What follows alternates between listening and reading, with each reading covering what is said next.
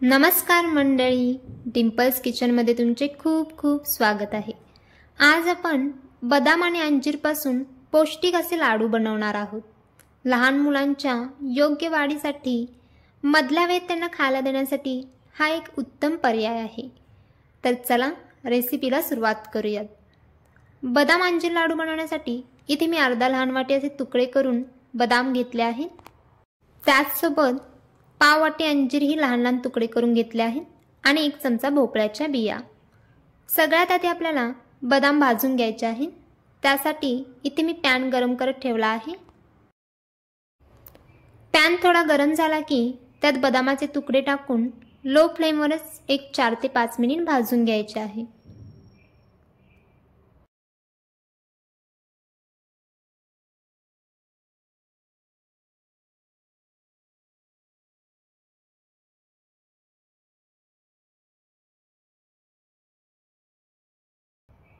बदाम भाजून झाल्यानंतर यात अंजीर, भोपळ्याच्या बिया आणि 1 चमचा तूप घालून सगळे छान असे व्यवस्थित भाजून घ्यायचे आहे।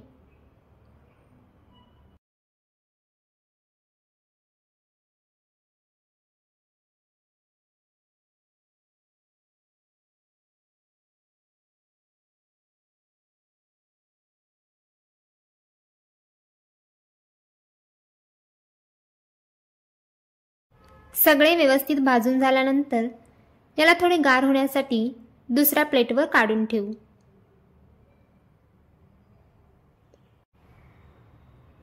आता हे गार झाले की याला मिक्सरच्या भांड्यात काढून घेऊन बारीक करून घेऊ।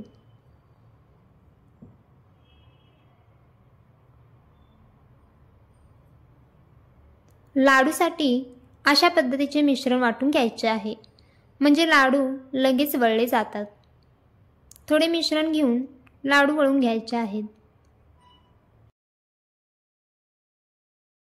अशा पद्धतीचे मिश्रण असेल तर लाडू सहजपणे वळले जातात।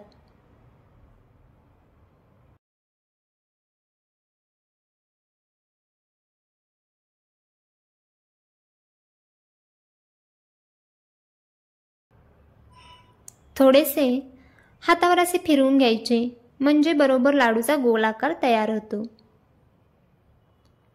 अशा प्रकारे बदाम आणि अंजीरचे पौष्टिक लाडू खाण्यासाठी तयार आहेत। चॅनेलवर नवीन असाल तर चॅनेलला नक्की सबस्क्राइब करा आणि रेसिपी आवडल्यास नक्की लाईक आणि शेअर करा।